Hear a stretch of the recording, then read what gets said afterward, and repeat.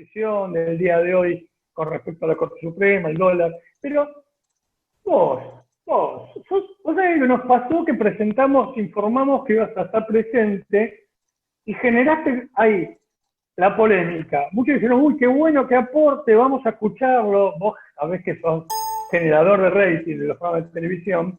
Y también algunos se enojaron y dijeron, divide el peronismo, siempre nos está discutiendo. ¿Quién es Julio Bárbaro?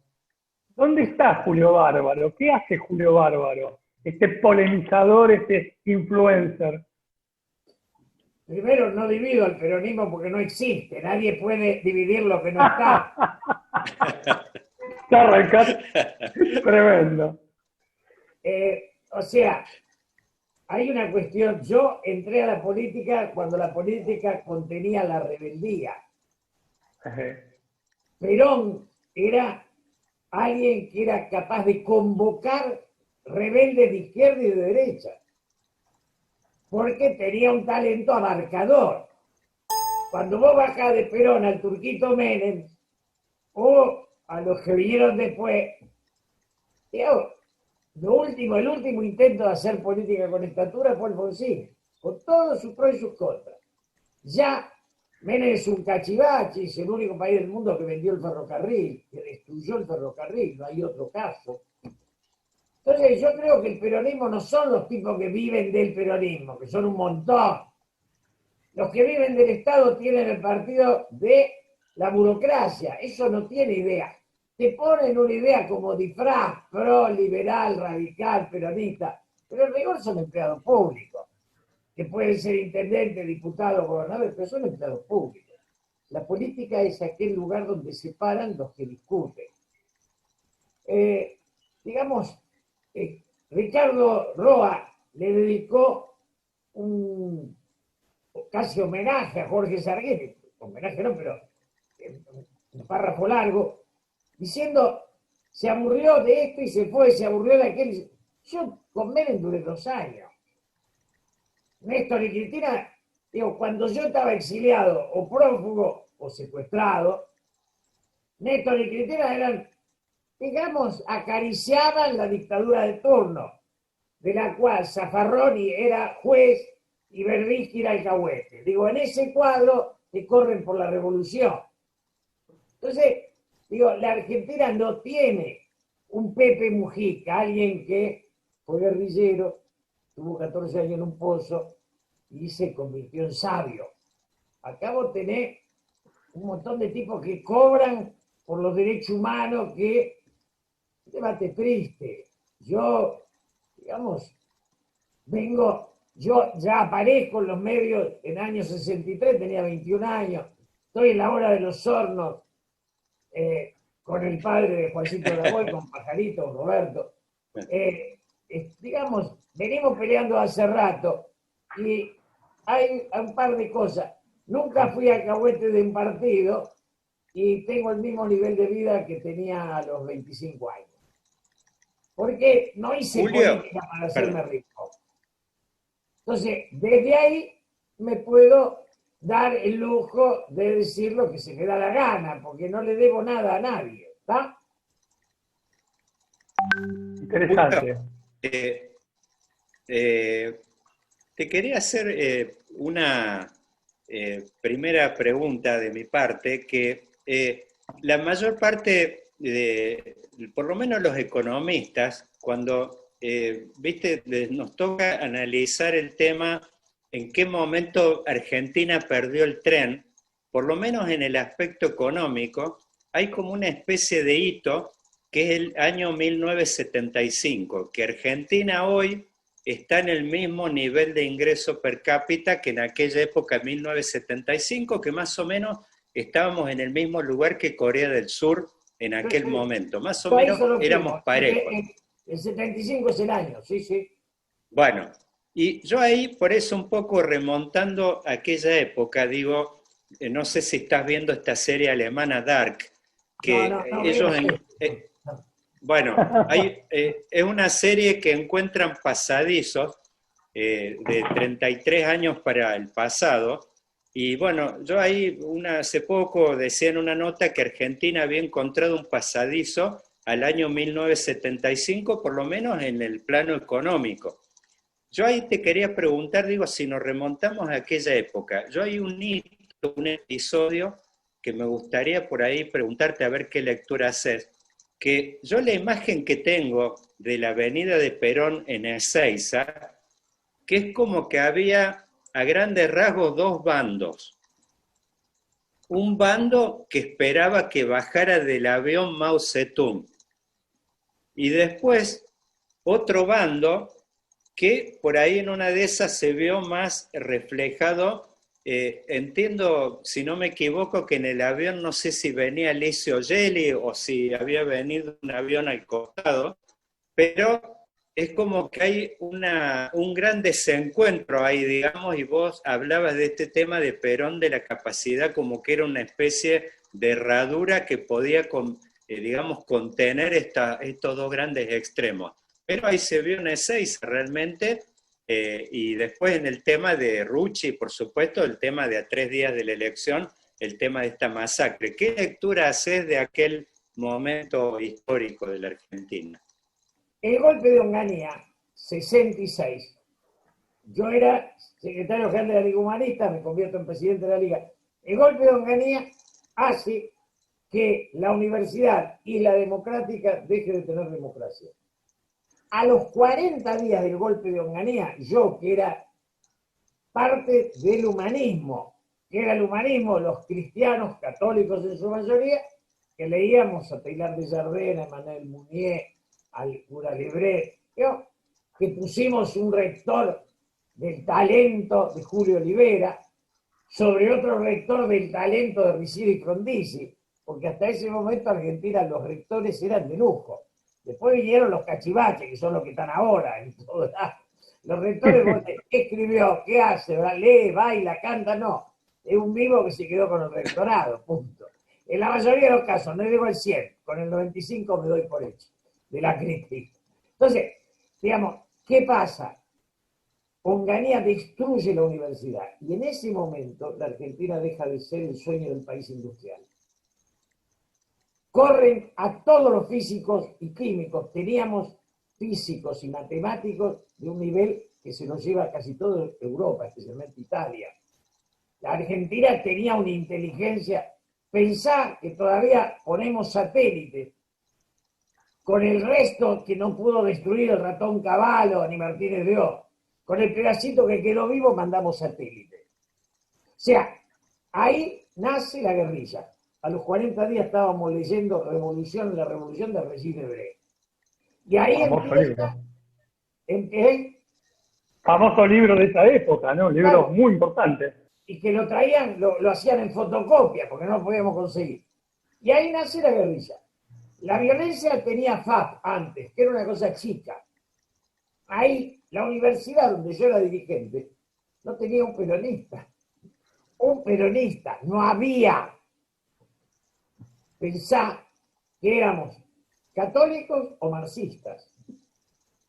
Tanto es así que en el 72, cuando yo salgo diputado, lo voy a ver a Grondona, a la UBA, y había sido mi profesor, mi amigo, estamos caminando y escucha la marcha peronista, se para y dice, bárbaro, pensar que cuando yo era docente no había uno, y sí, no había uno.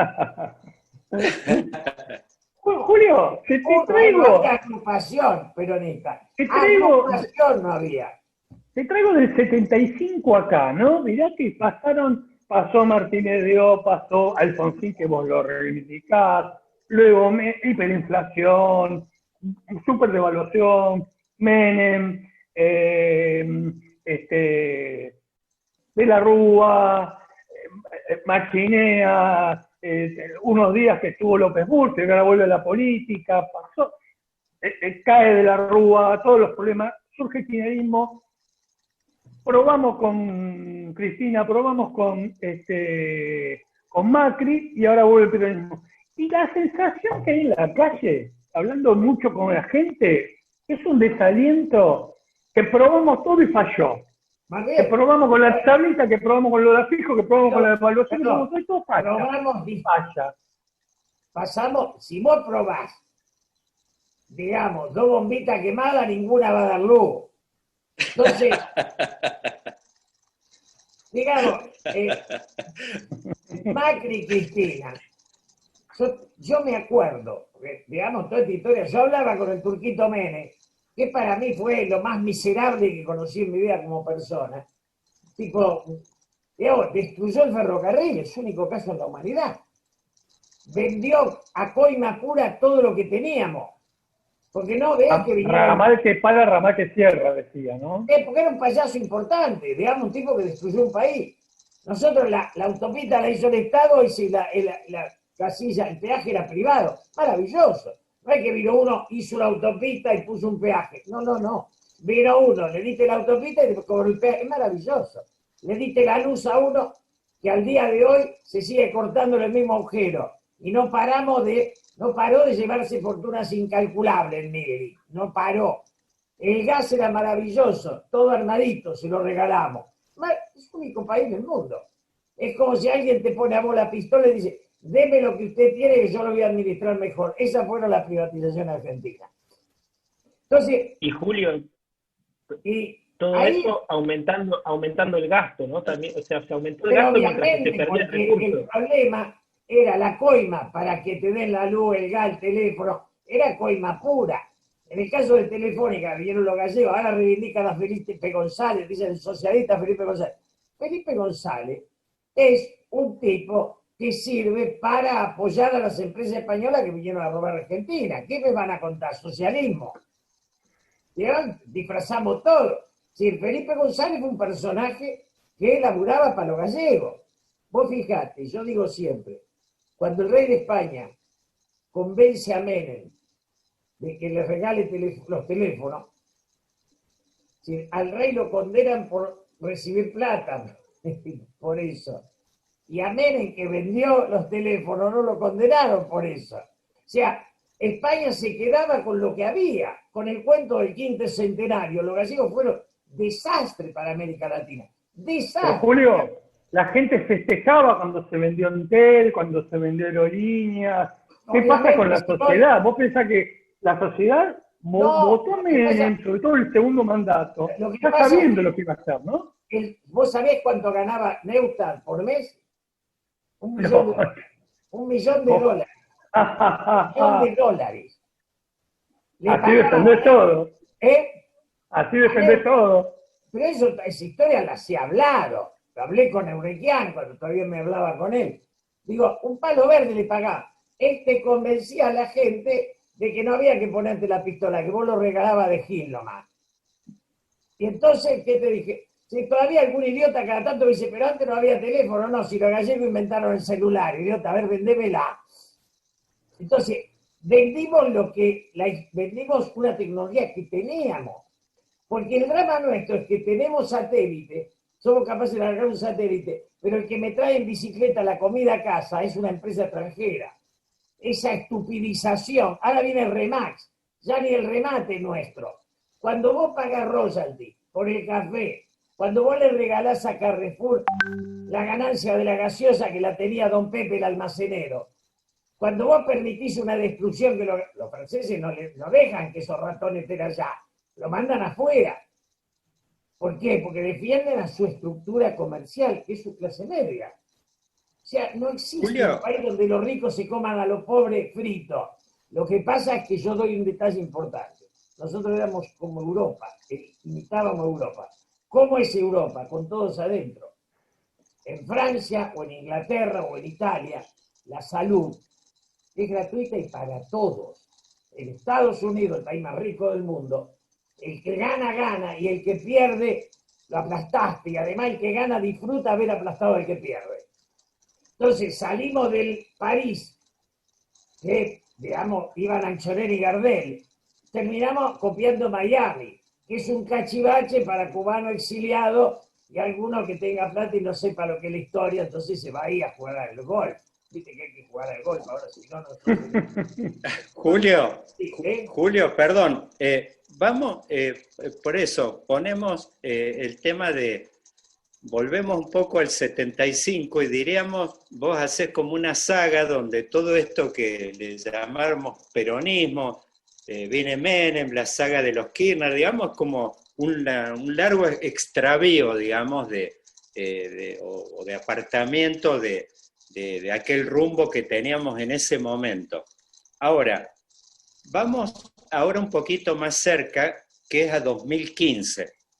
Es como que ahí se interrumpe una larga saga donde el peronismo prácticamente había tenido los 10 años de Menem, más los 12 años de los dos Kirchner, unos 22 años, y después se interrumpe y aparece un nuevo proyecto político que es el de Macri, diciendo inclusive, haciendo... Es el igual que bueno, los Kirchner con otro grupo.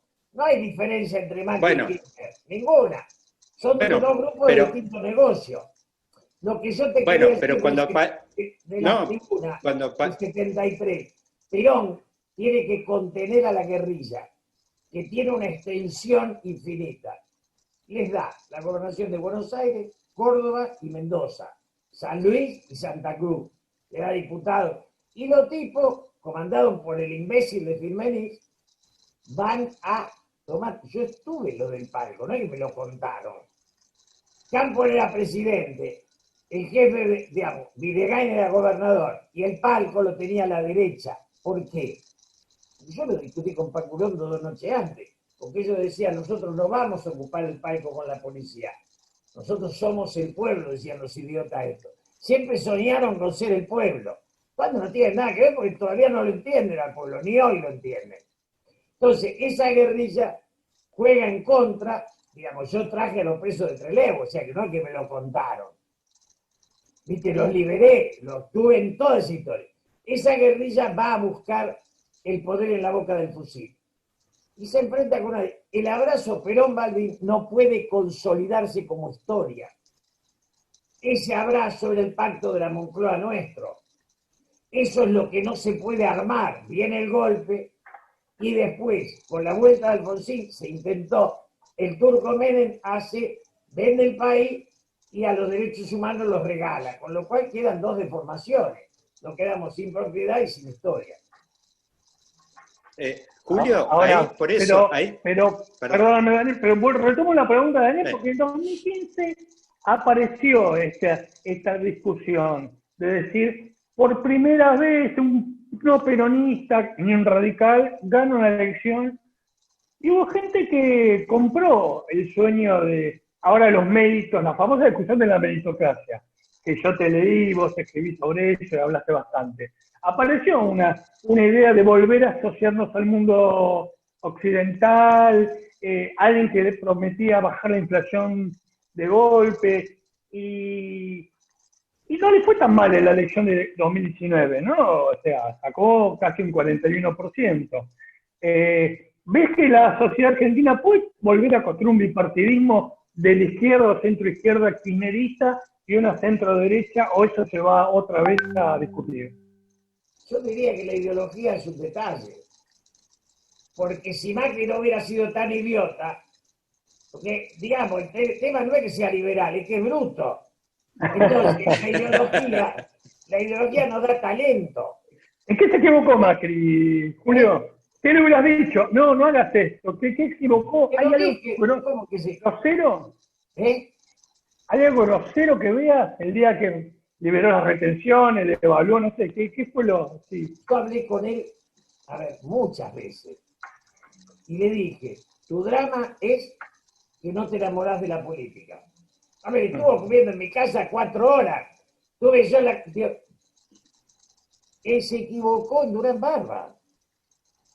Cuando vos crees que podés ser artista contratando un asesor, sonaste, hermano, porque si Dios no te dio talento, que pinte el asesor y quedarte en casa. El arte no lo hacen los críticos. Vos lo ves a Durán Barba hoy, todo teñido, y escuchás diciendo, esto no sirve ni para conducir un cine-teatro, no sé, es un pobre tipo. Pero cuando vos no sabés ni dónde...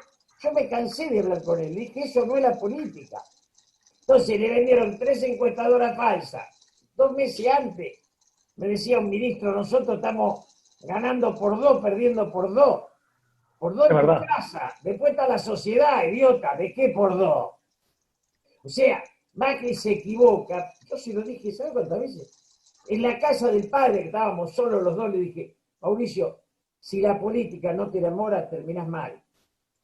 Nadie puede hacer lo que no ama bien. Nadie puede hacer bien lo que no ama. Y él lo tomó como un hobby. Yo en ese tiempo hablaba con él y con Scioli. Yo me tendría que haber suicidado, porque que mi país, soñado, termine en manos de esos dos mediocres. Alguien nos hizo una mufa, ¿no? Nos tiraron azúcar en el piso, no sé, ¿viste esa brujería? Pero ese proceso del macrismo dejó alguna semilla, lo Rodríguez Larreta, lo Vidal. ¿Hay futuro ahí? ¿Hay 2023 o va a haber peronismo por 10 años más? No, ¿qué peronismo? ¿Dónde está el peronismo? Bueno, kirchnerismo, ponele. Albertismo. El kirchnerismo se acabó hoy. Hoy se acabó el kirchnerismo. Hoy se acabó. Hoy decís que se acabó. La piña que le dieron hoy lo dejaron groggy. Por suerte. Ya está. Además, si el kirchnerismo era Néstor, estos son cachivaches, ya está. Ahora que decís Julio. que se acabó... ¿Eh? Decís que se acabó ahora el kirchnerismo. Te quiero preguntar qué va a hacer el peronismo en cuanto a los gobernadores, por ejemplo. ¿Van a aparecer ahora el 17 de octubre? ¿Qué va a pasar? Estamos discutiendo. Porque hay un pedazo de los que hacen negocio que quieren hacer un 17 de octubre de apoyo a Alberto. Y está el pedazo de lo que todavía soñamos, que queremos hacer un 17 de octubre de recuerdo de Perón. Si el peronismo no se libera del kirchnerismo, desaparece. Porque estos son manchas venenosas. Estos son Cuba y Venezuela. Nosotros no tuvimos nunca nada que ver con Cuba. Nunca. ¿Me entendés? Porque nosotros éramos ni yanqui ni marxista. No ni yanqui un poco marxista. No. Entonces, ahora van corriendo a ver si se enamoran de los chinos. ¿Por qué no le preguntan a los tibetanos cómo son los chinos con la democracia? No, o a Hong Kong. Te quiero decir, no, hay que ser libre, no alcahuete de otro. Y la política Julio. de Alberto es lo peor que tiene en la historia de Argentina. Nunca hubo una política exterior como esa, la de hoy. Nunca. Julio, ahí volviendo al tema de los ensayos alternativos al peronismo en sus diferentes, expresiones, que es la de los 90 con Menem, la de los 2000 con Kirchner, hay un denominador común entre las dos experiencias, la de la alianza y después la del macrismo, que es el radicalismo en el medio. Es como, ¿hay posibilidad en Argentina de armar algún proyecto político alternativo que no incluya de alguna forma? Vos decís, el peronismo no existe más.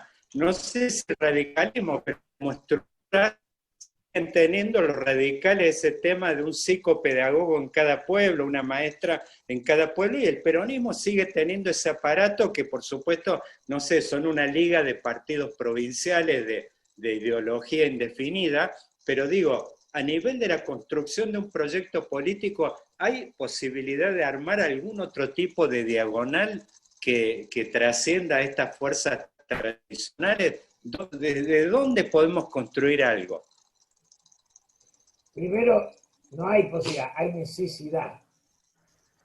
¿No? Terminado el kirchnerismo y el macrismo como Macri, ¿no? O sea, el liberalismo tiene que ir a buscar a López Murphy, tiene que ir a buscar gente. Yo insisto en esto, la ideología no da talento. Si vos pones un mediocre de izquierda y un mediocre de derecha, tenés dos mediocridades para hundir el país. Por eso Uruguay tiene brillantes de un lado y brillantes del otro. Si la política tiene que ver con el nivel antes que con la ideología. Ahora, Julio, sí.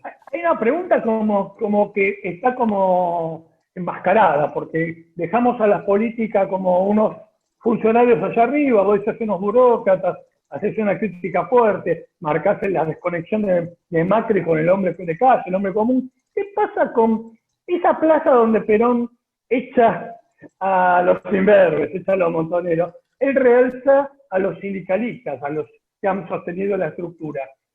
Y también en aquella época había un empresariado de la CG, Belgelbar, había un empresariado pujante y que lo que uno llamaría burguesía nacional. ¿Qué pasa con esos actores que hoy casi desaparecieron de la escena pública, ¿no? Ya, ¿dónde hay un empresario que plantee algo razonable y un sindicalista que también piense un poco más allá de su obra social? Primero, burguesía nacional casi no hay. Desde No hay. el ratón Pérez, que es el ratón Mickey, que es Menem, destruyó la relación con Bungibor y se fue Bungibor.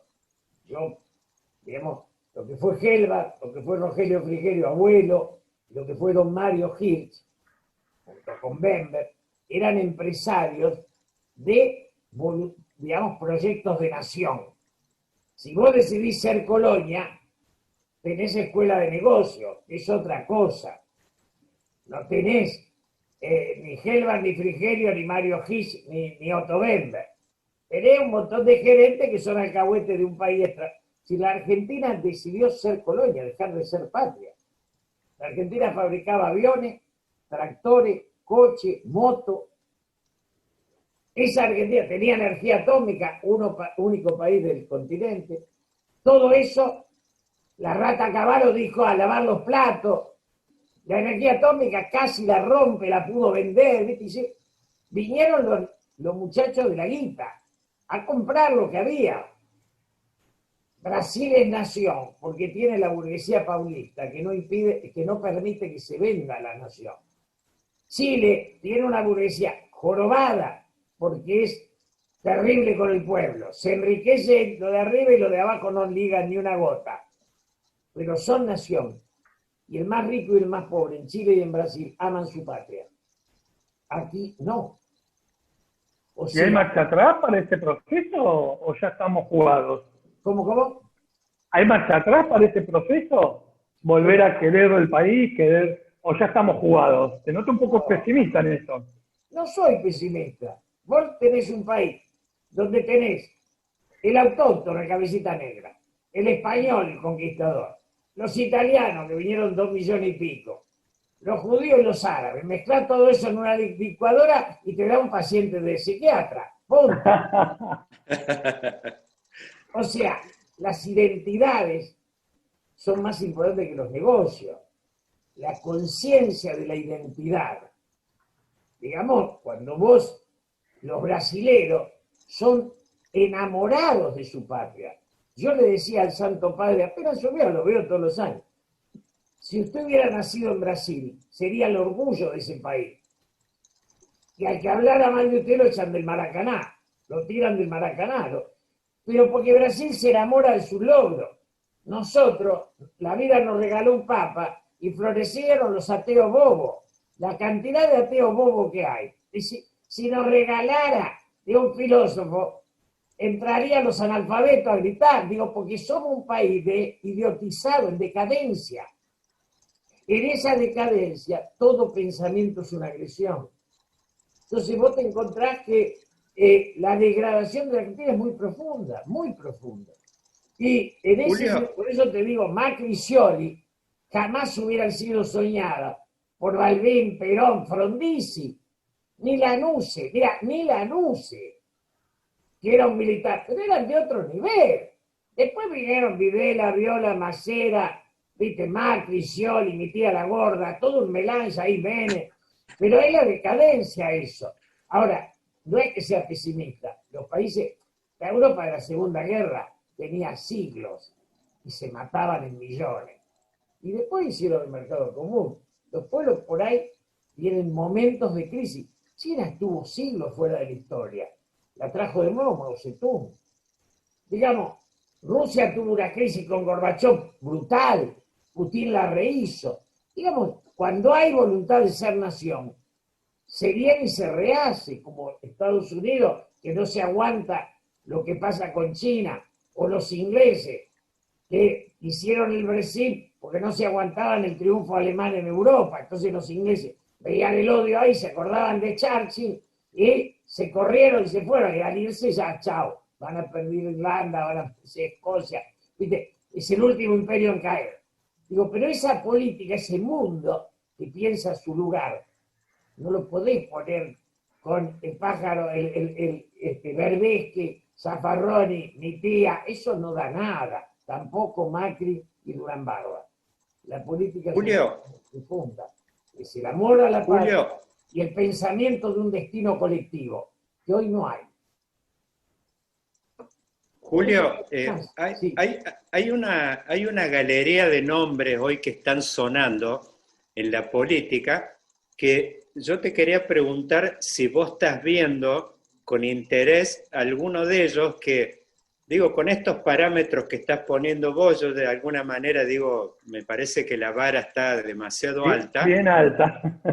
Bien alta, y da la idea, la verdad que yo tengo la impresión de que estos nombres van emergiendo más como necesidad del juego de los propios medios de comunicación y de las operaciones políticas que tienen que ir largando nombres digamos, a la arena política, pero no da la impresión de ellos que vaya imponiendo por peso propio, ni peso intelectual, ni peso político, ni peso respecto a alguna visión de, no sé, del tablero internacional. Digo, ¿vos estás viendo con atención alguna de las figuras que está dando vuelta o seguís viendo esto en el mismo tono gris de la política argentina de los últimos, no sé, decirte 30 años? Para que hubiera una figura con esta crisis, digamos, el PRO tuvo una derrota brutal y el otro día decían que están unidos todos y después de devolverme a Cristina no tuvieron rebeldía, es porque están muertos, muchachos. Y el gobierno, el peronismo que gobierna, no tiene ni un concejal que se subleve. Es decir, cuando no hay rebeldía no hay futuro. Porque si esto es una decadencia, toda orquesta, vos tenés los que vienen y prometen, son todos empleados de un lado o del otro. El que nos saque de esto no va a tener que tener empleo, no va a depender ni de Macri ni de Cristina. Está claro, esto Ahora, tiene que ser uno que atraviese un desierto, que sea capaz de vivir sin salario, sin secretaria y sin el teléfono pago por el Estado. Ese nos va a salvar, todavía no está. ¿a vos te parece que estos muchachos liberales, libertarios, que han florecido con este discurso un poco antipolítica, los Esper, los Milei, viste que han colonizado la tele? Milei dice lo que quiere que diga Urnequian, ya está, vestigate. Ahí no miramos. La crisis no es económica, muchachos. Cuando falla el destino, la crisis no es económica. No es la ley laboral, dame un poquito, bajame el impuesto, déjame la que me la lleve. Eso es para el empleado de un empresario que le pagan para que diga pavada. La crisis es de destino. Cómo nos insertamos en el mundo, cómo generamos trabajo, cómo generamos riqueza, cómo achicamos la riqueza que se nos va, cómo dejamos de ser un país digno para ganar acá, pero hay que guardar afuera. ¿Cómo volvemos a enamorarnos del lugar en la tierra que Dios nos dio? Y eso no lo hace un economista ni un contador. Si ¿Dualde fuera... tuvo esas ideas? ¿Dualde tuvo esas ideas? ¿Dualde hoy está diciendo cosas, pero en su momento tuvo alguna idea de estas? No, tampoco. No usa. ¿No usa ideas? Julio, ¿por qué los gobernadores... Mira, yo viví un episodio de cerca que fue con las elecciones de Córdoba en mayo pasado. La verdad es que fui porque tengo un amigo allá, encuestador, que justo él estaba haciendo bocas de urna y me resultó muy atractivo. Había hecho inclusive yo unos informes de cómo venía la mano y me encontré con una situación allá que ese domingo estaban todos los medios nacionales, curiosamente en Córdoba, en una elección local, estaban esperando como que, tipo Forrest Gump, estaban esperando que Schiaretti dijera algo. Que la verdad es que a mí me llamaba la atención porque uno lo ve, Schiaretti siempre tuvo muy poca predilección y, digamos, inclinación, ni siquiera por venir a Buenos Aires, sale poco en los medios nacionales, pero había como una expectativa de que Córdoba, el gobernador, podía mover para algún lado y condicionar el tema del rumbo político del año pasado, en el tema, digamos, esto que el macrismo ya se veía que venía fracasando y el peronismo no generaba una alternativa que sedujera porque estaba atrapado ahí con Cristina con sus 50 puntos más o menos de imagen negativa. ¿Qué pasa con los gobernadores que ninguno viene acá y tira el ancho de espada arriba de la mesa? ¿Qué pasa? ¿Son cagones? ¿Por qué ninguno juega e intenta un proyecto nacional? Uno los ve, todos los gobernadores están en la misma. Primero, ¿Qué es lo que pasa? Primero, Córdoba es el único lugar donde hay un peronismo para la clase media. No hay otro lugar en el país. El único peronismo capaz de ganar la clase media lo inventó De la Sota en Córdoba y lo sigue Schiaretti con mucha lucidez. El resto de los gobernadores son otra cosa. Santa Fe, digamos, lo perdimos hace mucho tiempo, ahora lo volvemos, pero es ahí. Y las demás provincias, no, digamos, Mendoza, porque en la Argentina, ¿qué tenés de clase media? Capital, Mendoza, Córdoba y Santa Fe. Después ya venís con otros niveles. Entonces, ese peronismo de la Sota es otra cosa. Y del gringo. El gringo está en una situación de salud y no tiene ambición, pero tampoco tuvo ganas de ser presidente de la nación. Si no lo sería, lo hubiera podido ser Pepe de la Sota. Se nos fue. Él tenía ese nivel. No tenemos otro gobernador. No hay ninguno. No tienen vuelo. ¿Qué le vas a hacer? ¿Qué va a agarrar? ¿Rodríguez Sá? ¿Qué sé yo? Julio, yo cuando había salido ¿cómo se llamaba? Alternativa Federal, creo que era. No, Alternativa Federal es el de La Baña. No, Alternativa Federal, claro, el partido que habían fundado Pichetto, que estaba Uñac en la mesa, estaba Urtubey, estaba Massa, y creo que tenía como 14 gobernadores en el momento que empezó. Cuando ese partido surgió, ¿vos ahí le veías posibilidades, más allá de que después se disolvió enseguida porque fue uno para un lado, otro para el otro? ¿Cómo te resultó ese partido en ese momento como con su proyección política? No había coherencia ideológica. La Baña nunca jugó bien, nunca. Es una imagen vacía. Viste, cada vez que lo pone renuncia, se va con los radicales, vuelve, pero son de esos símbolos que no tienen nada adentro. Y digamos que en ese momento no había una propuesta ideológica. El drama de la Argentina, a ver si nos entendemos, es que los políticos son operadores de negocio, no son soñadores de destino.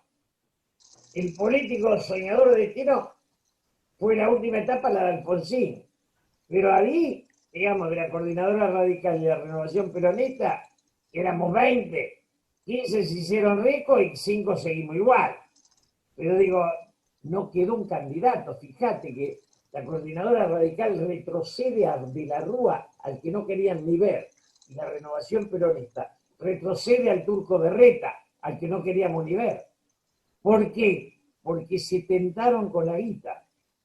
Y yo no quiero dar nombre, pero ustedes saben perfectamente.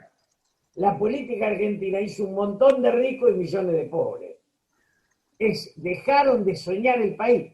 Los políticos tienen que ser aquellos que superan la codicia personal al servicio del bien colectivo.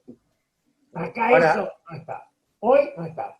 Julio, te traigo a bien a la actualidad y a la batalla del día a día, ¿no?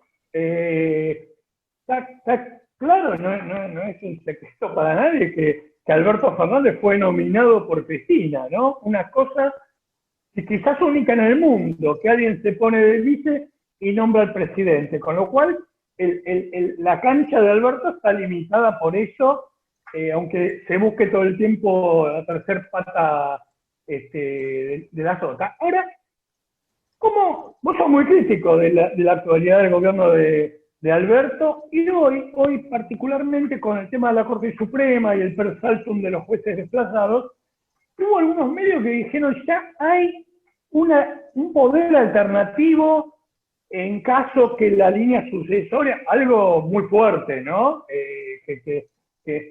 ¿Cómo ves el presente de Alberto y cómo tiene que encarar, además la cuarentena, la pandemia, todos los problemas que sabemos, cómo son estos últimos 3 años, ¿viste? Ganó los últimos 3 años, que en realidad tiene la gran parte de su mandato a su frente. ¿Cómo ves que evoluciona esto?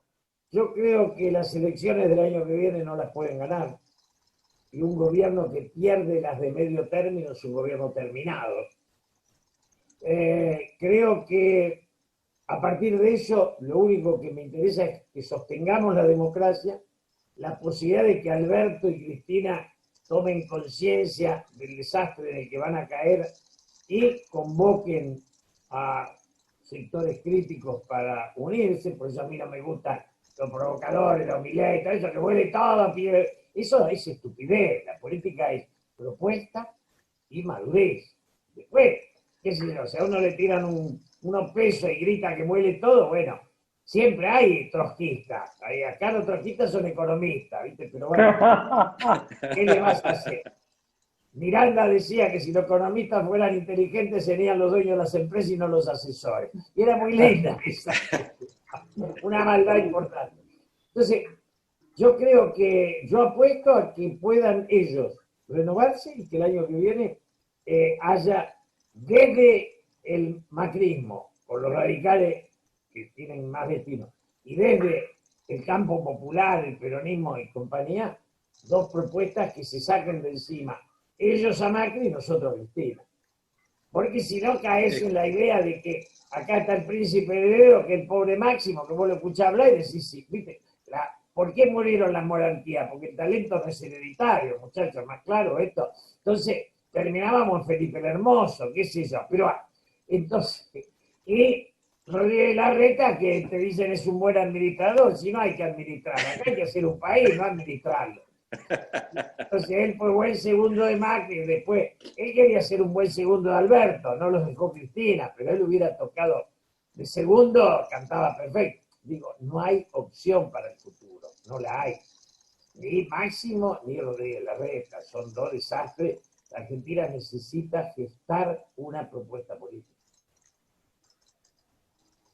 Julio, vos ves, digo, en el juego, vos tocaste el tema internacional, por ahí me gustaría, porque vos citaste un poco, hablaste de estos momentos del peronismo crítico y obviamente las dos fases, la que toca con Menem y con Kirchner, estuvieron muy atadas a ciclos internacionales. Digo, Menem fue, por supuesto, una expresión bastante colorida y, por supuesto, con acento argentino, de un proceso que tuvo que ver con un mundo unipolar que quedó dando vueltas ahí después de la caída del muro de Berlín. Y obviamente eso generó una década de hegemonía americana y, por supuesto, Menem armó una versión argentina muy particular. Y después los Kirchner, que tuvieron que ver con el mundo emergente de la caída de las torres, y es el tema esto de Estados Unidos, digamos, de nuevo, es como que la historia se abre de nuevo en ese momento y aparece en el tema de jugadores emergentes, aparece China, este juego con el club de países que uno lo ve acá, Kirchner con Lula, con Chávez, digo, aparecen todos estos actores emergentes. ¿Cómo ves a Argentina hoy parada dentro de este juego donde parece reeditarse esta vieja polarización después de la época de la posguerra entre Estados Unidos y Rusia? Hoy sería entre Estados Unidos y China. ¿Cómo la ves Argentina dentro de ese juego? Sin política, sin ninguna política. Pero decía que la única política importante es la exterior, la internacional. Hay una cosa que es clave. Brasil cabalgó esa ola y le pegaron, pero no se destruyó. Y vos tomás el Brasil de hace 30 años y el de hoy, está más productivo y más integrado. Si tomás Chile, nosotros, la ola, la caída del muro parece que cayó arriba nuestro, porque estaba el turco, entonces le dijeron, todos los ladrillos para acá vinieron. Entonces, ese es un titular hermoso. Disculpame que pare, que interrumpa, pero es una metáfora genial. Se lo cayó el muro en la cabeza. Se lo cayó en la cabeza. Julio, perdón, Julio, sos un crack. La verdad que sos un crack, te felicito. La verdad que es muy bueno. Pero es así, porque Entonces vendimos todo porque había venido la hora de las privatizaciones. No, hermano, era para invertir, no para regalar. Entonces, Brasil no lo hizo. Vos fíjate, la dictadura chilena no vende el cobre y la dictadura de Brasil no vende Petrobras. Pero además no masacran como la nuestra. Es importante eso, ¿eh? Porque en esa masacre hay un odio muy profundo. Es una sociedad que no logra. Yo ayer lo escuchaba a Borges, que lo adoro, pero cuando Borges decía, yo luché contra la dictadura, lo decía en la plena dictadura de Videla, la dictadura era cuando votaba la gente para él. Y ojo que literariamente es. Pero es esa pena, ese país, ¿viste? Era el Sarmiento y la sangre del gaucho. Entonces, nosotros tenemos esas historias, civilización y barbarie o barbarie. Y la barbarie existía, hermano. ¿Qué querías hacer? Entonces, nunca vimos ese salto. Lo da Perón cuando integra al cabecita negra, lo da Irigoyen cuando integra la inmigración. Pero después vuelve la dictadura de una burguesía argentina que, digamos, que hasta el 30 fue digna. Iba a Europa y traía Picasso, traía Monet, traía Van Gogh, Los tipos tenían idea de nación y hacían los palacios que hoy ocupan las embajadas porque no quedan más familias patricias. Pero lo de ahora te traen Starbucks, no te traen a Van Gogh. Entonces aquellos querían hacer un país, estos se lo quieren afanar, es distinto. Entonces el pensamiento de Miami es de cubano exiliado, no es chiste lo que te digo, como conciencia. No se enamoraron de Manhattan, de Nueva York. Ahora Argentina sigue dependiendo de vender soja a China, ¿no? Hoy el gobierno está intentando seducir a la gente del campo para que venda parte de la cosecha que tienen guardada, porque parece que es la única carta que tiene el país para ingresar dólares, bien concreto, pero también habla de un sector que es un comerciante de alguna forma, no está pensando en un proyecto de nación. Extrañamos al Verde y Sarmiento, hasta Roca lo empezamos a extrañar. ¿Cómo es esto? Aldo Ferrer escribió un libro, Vivir con lo nuestro, y todo un montón de economistas de estos que viven para los, ¿no? Que son empleados de la empresa extranjera, se rasgaban la vestidura, si es más barato afuera, compra afuera. Ahora, nosotros le comprábamos a los europeos, cuando le queríamos vender carne y grano, decían, no, de eso no, porque protejo. O sea, donde soy débil, protejo, donde soy fuerte, soy libre. Eso es el mundo eterno. Cuando Trump no era presidente y le dice a Mauricio Macri, acá no construir porque acá construimos nosotros, ¿qué le está dando? Un curso de nacionalismo. Cuando le para el carro a los chinos, ningún país del mundo fue tan idiota de pensar que daba lo mismo que estuviera Carrefour o Don Pepe. Don Pepe era mi vecino. Carrefour es un francés que se afana la que puede. Entonces, claro, che, ¿por qué no vas a Nápoles con Carrefour? Lotano, viste, no entra ni McDonald's, porque Lotano te dice, inventamos la pizza, ¿qué me trae esa porquería? ¿Qué? Claro, ¿qué es una hamburguesa? La hamburguesa se inventó para donde la carne dura. Nosotros tenemos carne tierna y tenemos hamburguesa. Yo digo siempre, es una almóndiga que se les cayó al piso. Pero la cultura, la identidad. Sin identidad no hay patria, hermano. Yo tengo que amar lo que Dios me dio. Amo mi tierra. Amo ir al bar, hablar con los amigos. No voy a Estados Unidos a trabajar 14 horas, viste, pasar por el supermercado y meterme a casa a mirar televisión. Ese tipo es ellos, no soy yo. Yo me iría a Italia, o a París, hasta España, Barcelona, digamos, pero te digo, España tiene más de una identidad, y esos son los catalanes. Nosotros no tenemos ninguna. Y esos son, ¿me entendés? No es que se viene el catalán contra... No, nosotros tenemos una manga de idiota que dice, es más barato comprar afuera, y dicen que son economistas. Son hijos de puta. ¿Cómo si es más barato comprar? Viste, es más barato pedir la comida por teléfono, pero no tengo plata, voy a tener que cocinar yo.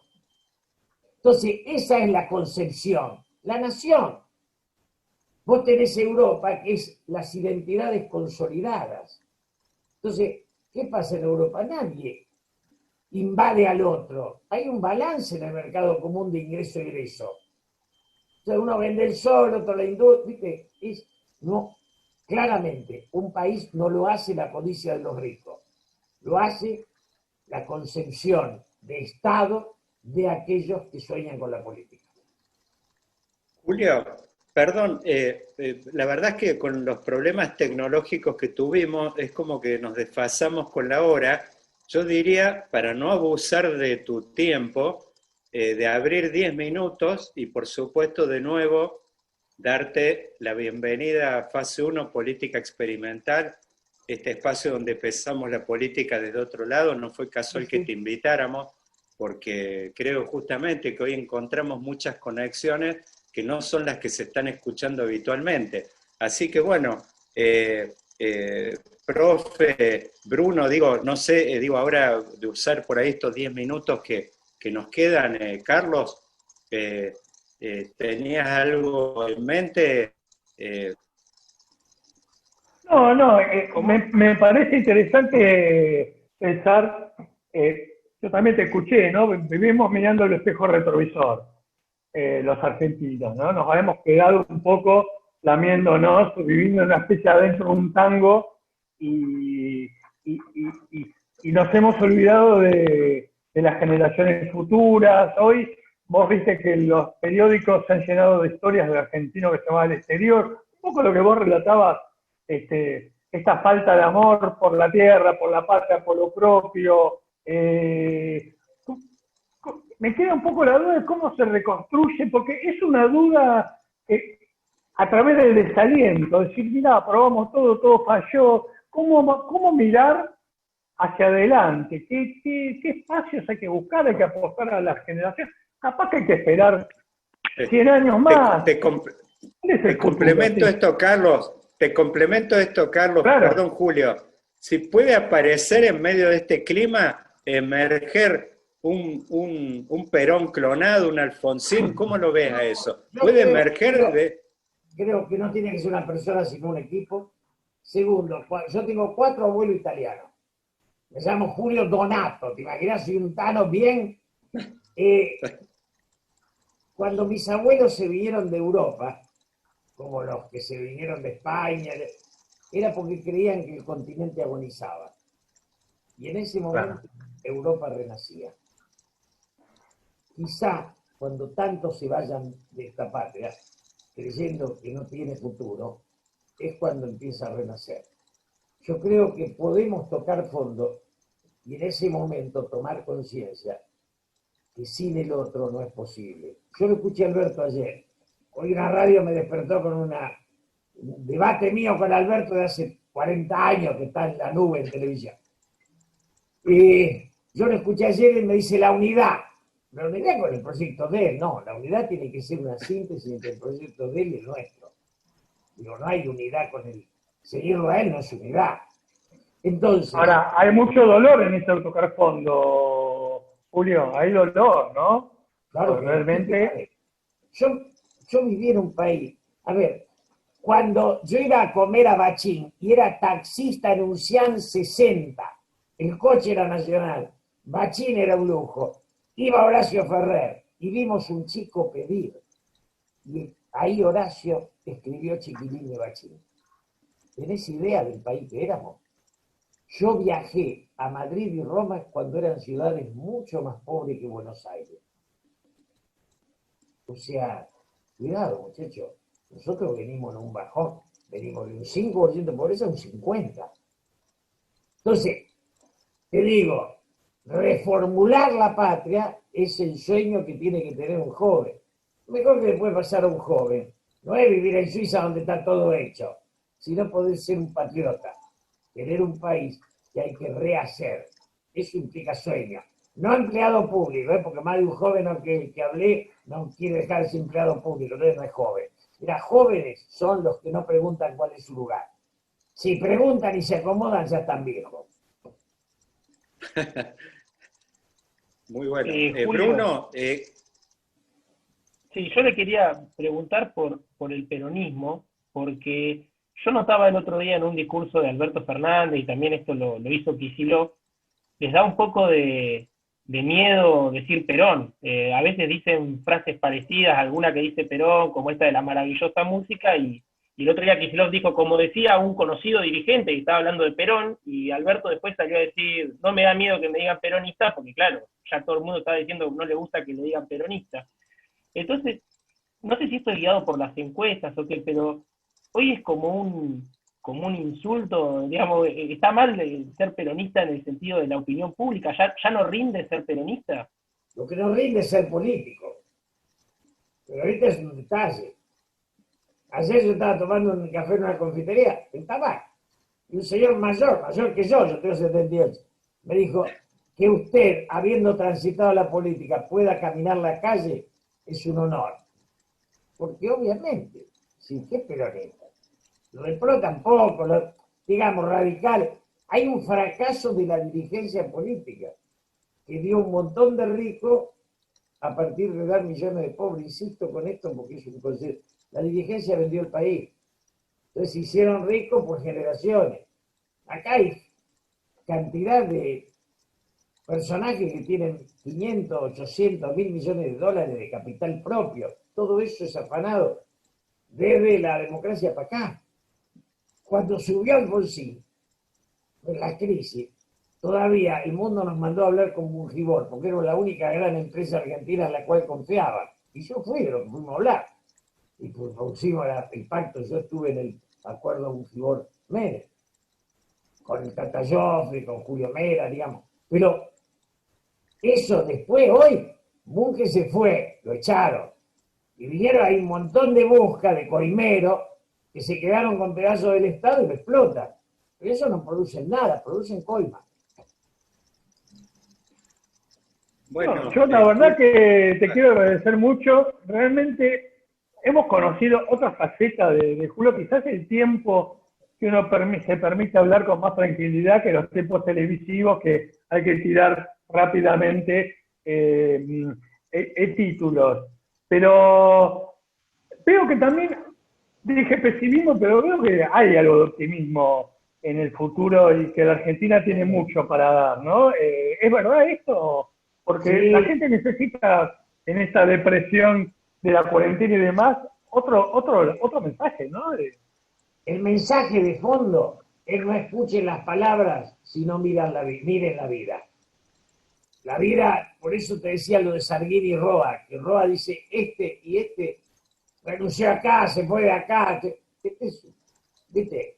Después, López Murphy no le gustó, se fue.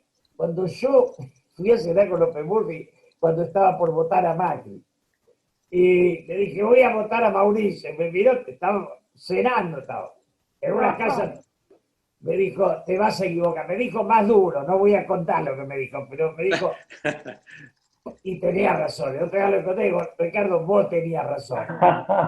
Ellos ya sabían lo que era Macri, habían estudiado la vida. Cuando vos ves la vida de Mujica o de Sanguinetti o de la vos ves vidas coherentes, individuos que se retiran y van a regar las plantas. Los nuestros se compran un avión cuando son diputados, ya, cuando son... Digo, es un curro libre. Entonces los tipos dicen cosas que no piensan, que eso es lo que le está pasando al presidente. Aquel presidente que hablaba conmigo y con Mil, que decía libremente lo que pensaba, hoy no dice lo que piensa. Dice lo que tiene que decir para poder seguir siendo presidente del kirchnerismo. Y eso, ¿sabés qué pasa? Cuando vos forzás el pensamiento se te nota, te devalúa.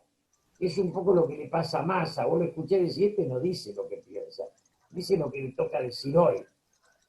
Cuando vos adaptás tu pensamiento a la voluntad del otro, te vas debilitando. Uno sueña, solo expresa bien los sueños.